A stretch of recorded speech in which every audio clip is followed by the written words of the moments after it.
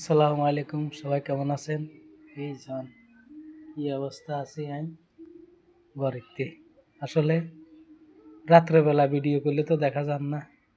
দুদিন মিরেশ্বরা গেছিলাম, সবাই ঠেলা দিয়েন না, কথাটা শুনিয়েন। মিরেশ্বরায় গেছি ডিম বেচবেলায়, সিদ্ধ ডিম 1,000 টাকা। আরেকজনের তুমি লই কই যাই বেচতে এলে দিয়ে এলাম। একদিন চৌগা বেচছি, হাতে বেচছি, চারিগা দোষগা বেচছি। আরেকদিন গেছি বেচতে পারিনি, ইজ্ঞ বেচতে পারিনি, ফিরি চলে গেছি।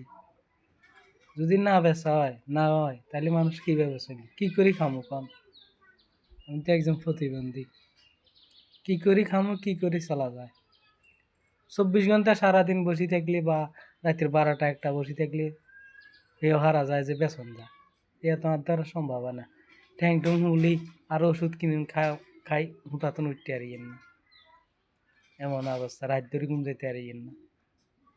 সবাই একটু ভালো থাকবেন, সবাই আমার একটু সাপোর্ট করেন দয়া করি।